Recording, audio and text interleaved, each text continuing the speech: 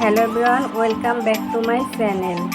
আজ দেখাবো কিভাবে অল্প সময়ে কুমড়ার বড়ি দিয়ে মাছ রান্না করা যায়।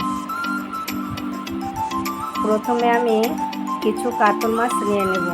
আপনাদের যার যার ইচ্ছে সেই মাছ দিয়েই কুমড়ার বড়ি দিয়ে রান্না করতে পারবেন। আমি প্রথমে 5 পিস কাতল মাছ নিয়ে নেব।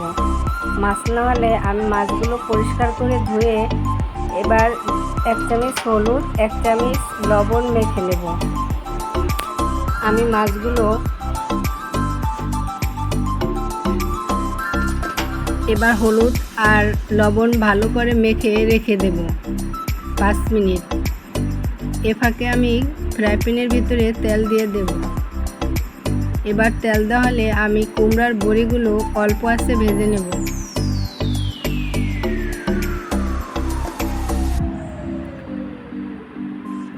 আমি কিছুক্ষণ নাড়াচাড়া করে নিয়ে কুমড়ার বড়িগুলো লালচে করে ভেজে নিয়েছি।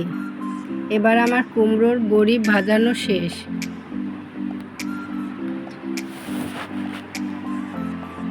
আমি যে ফ্রাই প্যানে কুমড়ার বড়ি ভেজে নিয়েছি সেই ফ্রাই প্যানের ভিতরে কিছু পরিমাণ তেল দিয়ে দিয়েছি। তারপরে মাছ দিয়ে দেব। মাছগুলো ভেজে নেব।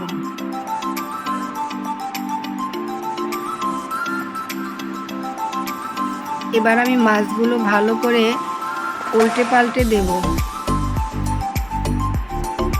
যাতে করে দোনো পাশে মাছগুলো ভাজা হয়।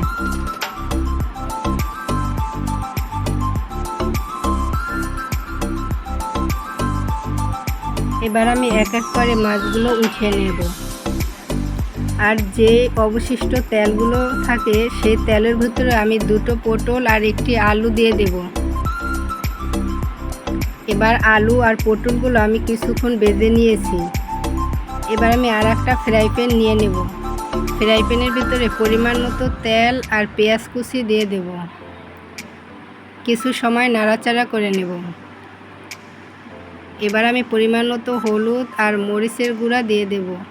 এবার রসুন বাটা, আদা বাটা, পেঁয়াজ বাটা দিয়ে দেব।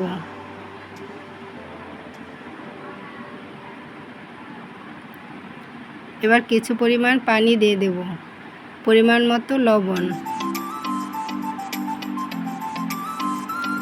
এবার আমি কিছুক্ষণ কষিয়ে আলু আর পটল দিয়ে দেব। এবার 2-1 মিনিট কষানোর পরে আমি কুমড়ার বড়িগুলো দিয়ে দেব।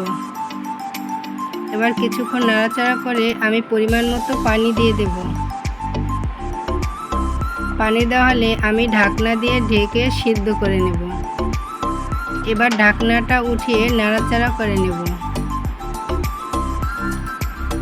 এবার 1 চামচ জিরার গুঁড়া দিয়ে দেব। আপনাদের বাসায় টমেটো থাকলে টমেটো দিয়ে দিতে পারেন। আমি টমেটো দিয়ে দিয়েছি।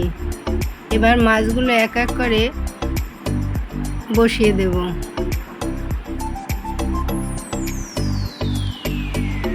যাতে করে মাছগুলো ঝোলে ভিজে যায়, আমি এর জন্য নাড়াচাড়া করে নিয়েছি। এবার ভালো ফ্লেভারের জন্য আমি ধনেপাতা দিয়ে দিয়েছি। দেখুন আমার তরকারির ফাইনাল লুক। আল্লাহ হাফেজ।